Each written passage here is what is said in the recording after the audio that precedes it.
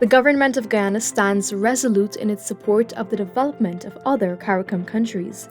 This was proven true most recently when an agreement was struck to supply 50 prefabricated houses to sister CARICOM nation St. Vincent and the Grenadines in collaboration by Duravilla Homes. Whilst on a 4-day visit to Guyana, Vincentian Prime Minister Dr. Ralph Gonsalves spoke about this plan and the rapid development he sees in Guyana's housing sector.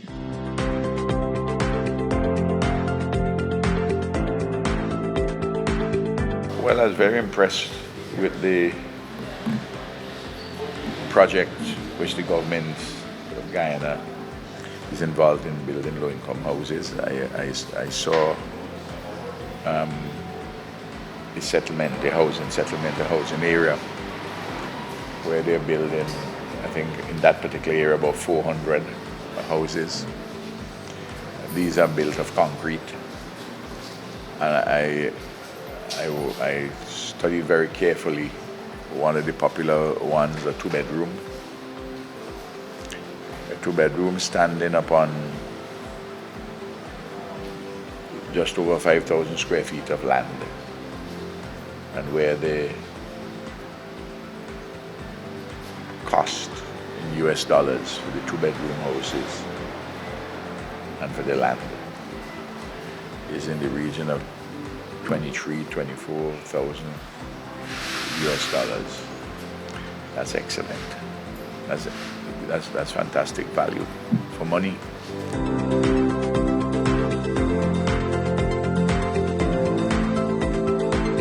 The houses at Duravilla, they're quite impressive. I had sent down the Deputy Prime Minister of St. Vincent and the Grenadines a couple months ago, along with the Minister of Housing and technical persons. And we are making arrangements to buy and to have delivered to us by the end of March 50 1, 2, and 3 bedroom houses. And you see, we lost a lot of houses during the volcanic eruptions in 2021. And we are building back and we are repairing, but this additional source of houses, which we have the financing and everything already, it would add to a speeding up of the houses which we are replacing for persons who got their houses either destroyed, or if they are located in areas in the passage of the lahars, by the valleys, where a lot of material is still up in Sulphur Mountain to come down, because it's accumulated there with millions of tons of material. So anytime it rains, more debris will be washing down from the hillsides.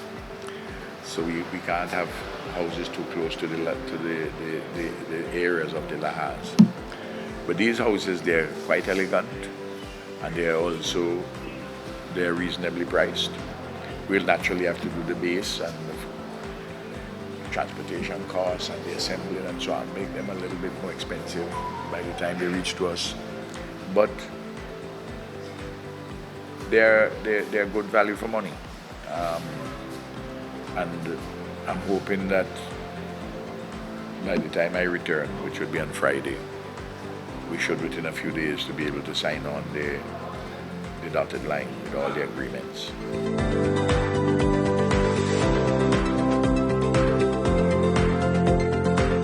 Clearly, it is a project which the private sector has devised from the logging of the trees, mainly greenheart, right down to the construction of these modules, and we'll just assemble them. And I believe if you do the base properly, you'd be able to have Category 4 resistant houses, a Category 4 hurricane that is resistant, which is important. Certainly, they'd be able to have Category 3 resistance, but possibly Category 4, depending on how you you embed them in the concrete base. So I'm very impressed with all that work, and I believe that the policy of the government of Guyana, also in relation to the private sector, is one which is encouraging that kind of a development.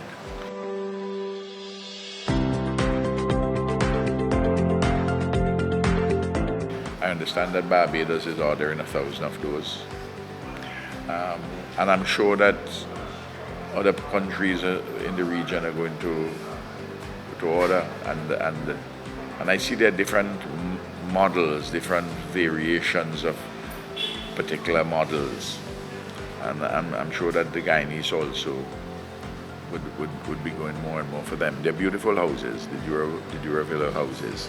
This collaboration with St. Vincent and the Grenadines forms just part of what the PPPC government is doing to foster better relationships with its CARICOM sister countries.